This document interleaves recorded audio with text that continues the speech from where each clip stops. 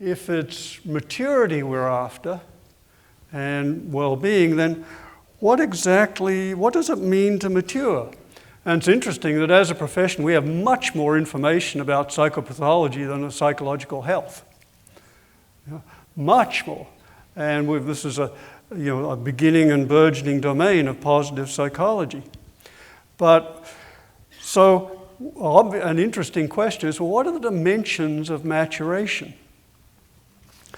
Well, here's one map put out by a simple map, a simple division of clean up, grow up, and wake up. And clean up is healing old traumas and conditions and compulsions and neuroses.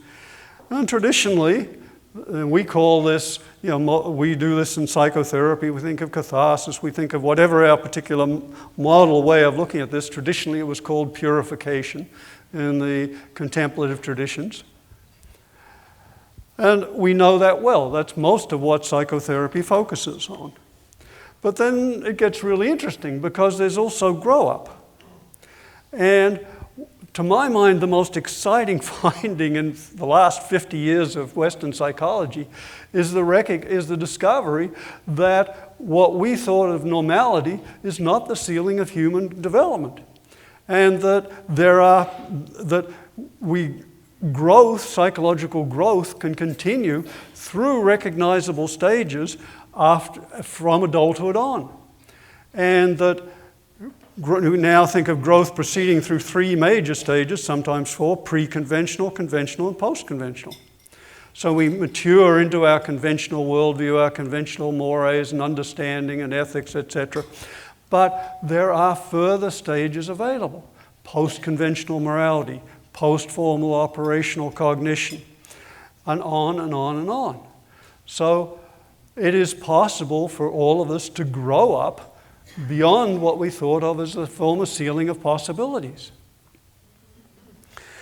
Now, as the saying goes, you're only young once, but you can be immature forever. So, cleaning up, growing up, which has been recognized by contemplative traditions for a long time, and is now being mapped much more precisely, or in some ways in the contemplative traditions, by adult developmental psychologists. And then thirdly, waking up.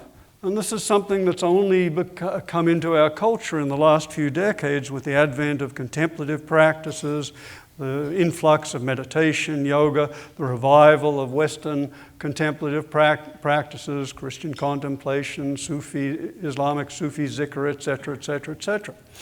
But this is the recognition that we have available to us a wide variety of states of consciousness, some of which have capacities and that are not available to us in our usual state. Now, the best known of these is the state of mindfulness, which has an enormous amount of research available on it.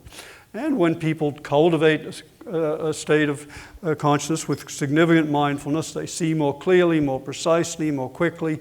Their perception is clearer, and there are a whole slew of psychological benefits. And that's only one example. There are many other states, culminating in some of the more dramatic possibilities that have been explored for millennia in various contemplative practices: enlightenment, liberation, satori, fana, etc. Possibilities which we're now beginning to make sense of in Western psychology.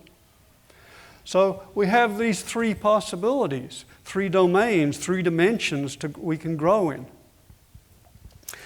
And we have this unique possibility of actually doing this, because Western psychology and contemplative practices are almost mirror images. Western psychotherapies have focused primarily on reducing psychopathology and have mapped psychopathologies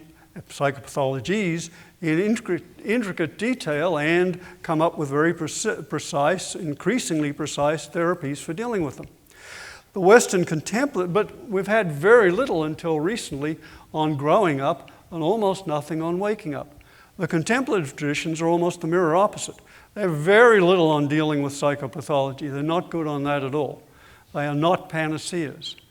They can be helpful, but they're not panaceas, and they don't have the maps for dealing with psychopathology. But what they do have is a lot of information and a slew of practices for fostering growing up and waking up. So if we begin to integrate these, and this is one of the fascinating possibilities of our time now that for the first time in human history we have all the world's contemplative practices and their psychologies and philosophies available to us, is begin to synthesize these and see if we can come up with a full spectrum map of human possibilities and growth.